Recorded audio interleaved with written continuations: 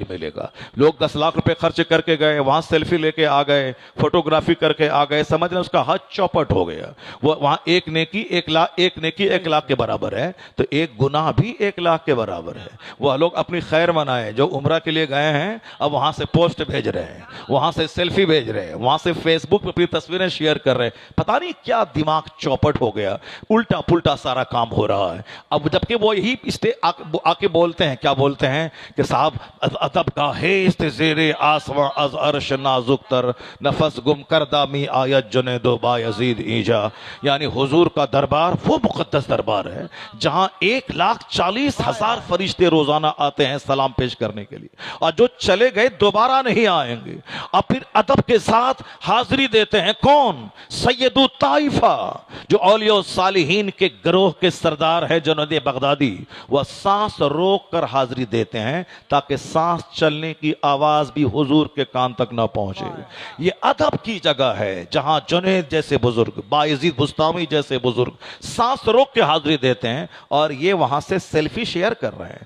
اس لیے آج تو سرکار تاج الشریعہ کی بڑی یاد آتی ہے کہ حضور کچھ دن اور آپ بحیات رہ گئے ہوتے تاکہ خرافات ختم ہو گیا ہوتا, لیکن آپ چاہے پردہ فرما گئے ہیں, لیکن آپ کے غلام حاضر ہیں.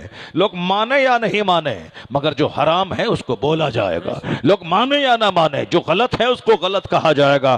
اس لیے آج بھی بہت سارے لوگ منہ دیکھی باتیں کرتے ہیں, دوسروں کی منہ دیکھی منہ بھرائی کا کام کرتے ہیں, مگر جو مسلک اعلیٰ حضرت کا وفادار سپاہی ہے وہ منہ دیکھ کے بات نہیں کرتا ہے, وہ شریعت کے چیپٹر کو دیکھ کے بات کرتا ہے, وہ قانون اسلام دیکھ کے بات کرتا ہے. میں کہا تھا ایک بار لکھنؤ میں, آج اگر کچھ مجلسیں بچی ہوئی ہیں, میں نے تو ایسے پیر صاحبان کو دیکھا جس کے ارد گرد اس قدر ویڈیوز, اس قدر کیمراز لگے ہوئے ہیں جیسے کوئی بمبئی کا ایکٹر آ گیا ہو, اور چاروں طرف سے فوٹوگرافر اس کی فوٹوگرافی لے رہا ہو. نکاح کی محفل میں 5 لوگ موجود ہیں, فوٹوگرافر 50 کی تعداد میں موجود ہیں, 50 کی تعداد میں موجود ہیں. مسجدوں کو بھی لوگوں نے نہیں چھوڑا, مسجدوں کو بھی ان آلہ لہو و لعب سے لوگوں نے بھر دیا, جلس و جلوس کو آلہ لہو و لعب سے بھر دیا. میں کہنا چاہتا ہوں ابھی اگر کہیں کچھ بولنے والا ہے, عالم کے ذمہ ہے پیغام سنا دینا.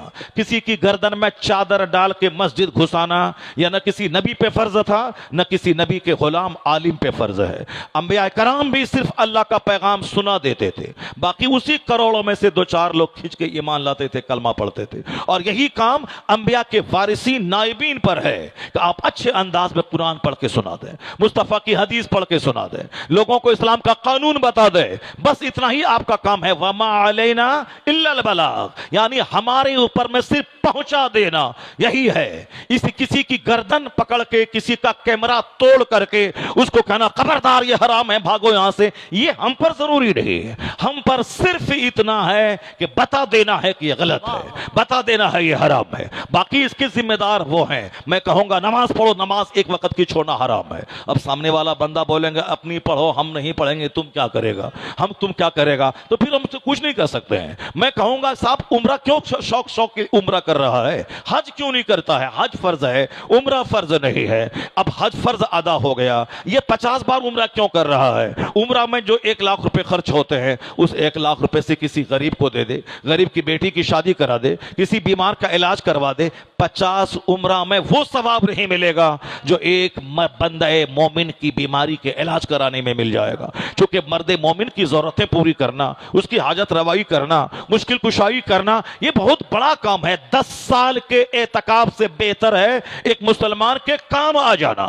اسلام نے جتنا زیادہ زور اخلاق پہ دیا ہے, نماز روزے حج و زکات یہ تو پیلر ہے جس پر اسلام کی عمارت کھڑی رہتی ہے, لیکن اسلام کا حسن اخلاق ہے, اسلام کی بیوٹی اخلاق ہے کہ کیسے مجھے سماج میں رہنا ہے, کیسے مجھے اپنی بیوی سے ڈیل کرنا ہے, کیسے مجھے اپنے بچوں سے سلوک کرنا ہے, کیسے مجھے اپنے پڑوسیوں سے سلوک کرنا ہے, بحیثیت بیوی, بحیثیت شوہر, بحیثیت اولاد, بحیثیت والدین, بحیثیت پڑوسی, بحیثیت رشتہ دار کیسے جینا ہے, بحیثیت حاکم کیسے جینا ہے, اور بحیثیت محکوم کیسے جینا ہے. یہ ساری باتیں گائیڈ لائنز حضور نے डिटेल्ड वे में खोल खोल कर बता दी है, साफ वाज़ेह तौर पर। यही वजह है कि हिंदुस्तान का एक हिंदू स्कॉलर वो मुस्तफा की सवाने का मुताला करने के बाद वो अपने ज़मीर के जज्बात को अल्फाज की शक्ल देते हुए कहा, all these magnificent roles in these departments of human activities he is Alai के हीरो। वो कहते हैं कि दुनिया मोहम्मद अरबी को नहीं समझ पाई है।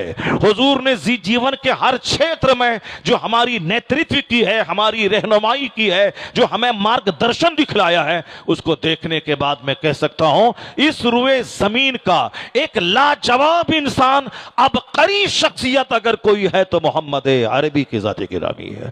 यह डॉक्टर रामकृष्ण जो एक गैर मुस्लिम एक हिंदू ब्राह्मण है, उन्होंने कहा है बेशुमार लुच्चे लफंगे कम पढ़े लिखे लोग मेरे पैगंबर के खिलाफ बोलते हैं, उसकी बातों को उस बातों पे कान नहीं धरना, उनकी बातों को खातिर में नहीं लाना। पढ़े लिखे लोगों ने जो नबी की तारीफ कह दी, जो अपना दिल निकाल के रख दिया है, उसको बयान कीजिए, उसको लोगों के सामने बयान कीजिए, दरो दीवार में उसको लिख दीजिए।